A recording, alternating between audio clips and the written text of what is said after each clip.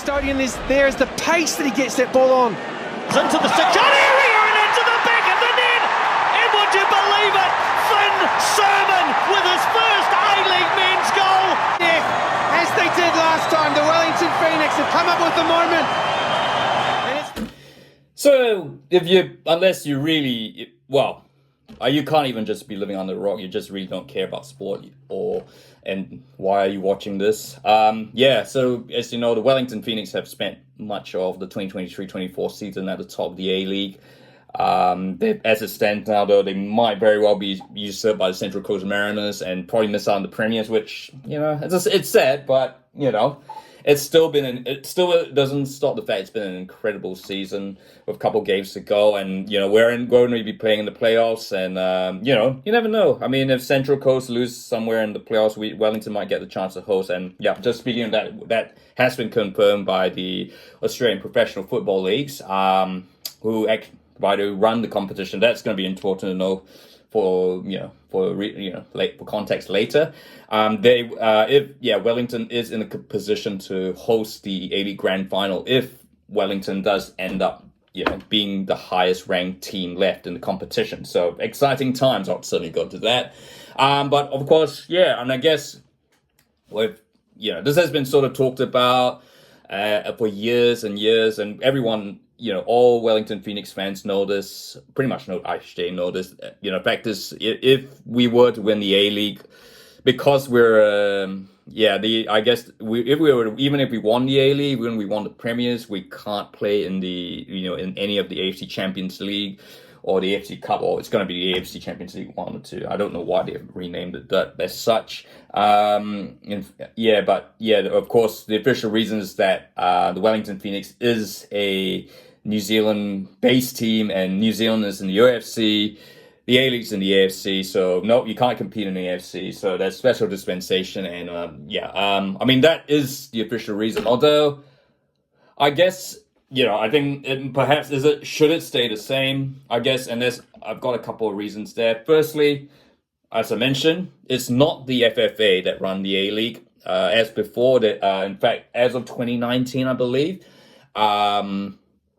Football Federation Australia ceded that to the Australian, to the NWLG. I can't remember what it stands for, but that subsequently became the Australian Professional Football Leagues. Kind of a bit like the way, MLS operates from US football, the English Premier League operates from the FA, same way A-Leagues. And by what that means really is it operates separately from the football FFA, and all the clubs that are under the A-League actually are, you could argue, say, a bit like franchises like the NFL, MLB, NHL, etc. And so you could argue a case, and I don't know, maybe that this would be interesting to look at, I guess. I mean, if they were really the challenger, I can't see Wellington really pushing it, and of course, it's still a long way away.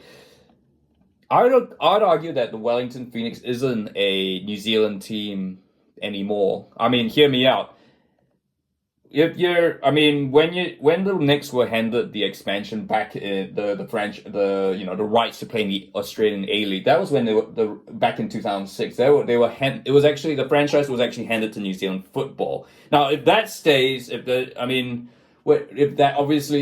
is the case, the agreement with the A-League and New Zealand Football, then fine.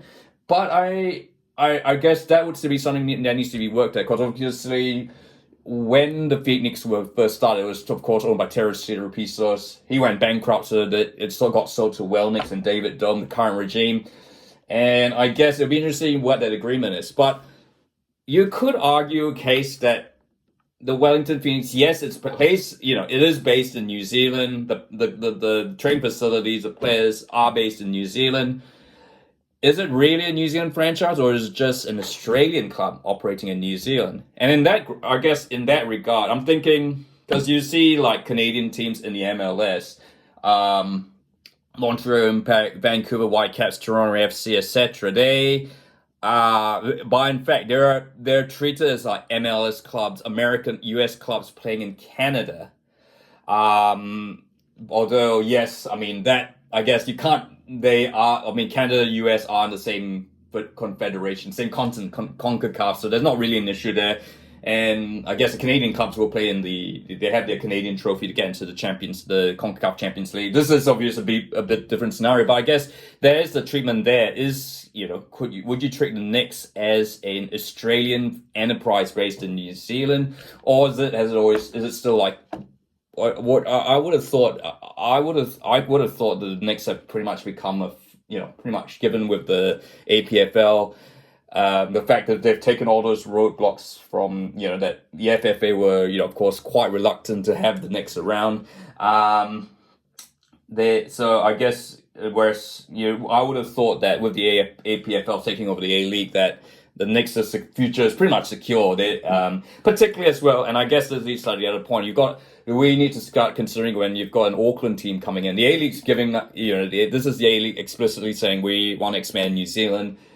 I get Wellington Phoenix was the one and only New Zealand team in there, so it's kind of like, yeah, and I guess it's never been thought of that would ever be that good to get into the AFC Champions League. But now that we got Giancarlo Italiano, you've got all the success, it's perhaps something that really needs to be considered.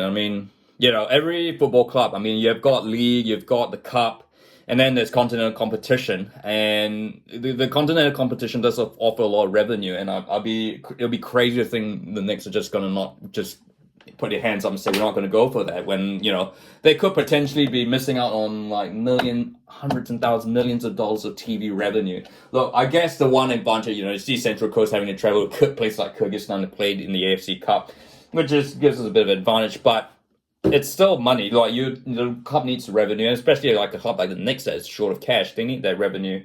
And I guess what if Wellington and Auckland both finish 1-2? What if Auckland does well, wins the A-League? I guess how long are you going to keep them out? So those are my thoughts. So should Wellington and Auckland be allowed to play in the AFC Champions League? Are they really Australian clubs playing in Auckland, New Zealand, or are they still pretty much as it is? New Zealand clubs, true and true. I guess that will be something that needs to be reviewed going forward, especially if the A-League continues to expand. You never know. They might consider if New Zealand football in New Zealand's on the rise, so might be looking at a team in Christchurch. So that's something that needs to be looked at. So what are your thoughts? If you like this video, feel free to like and don't forget to subscribe.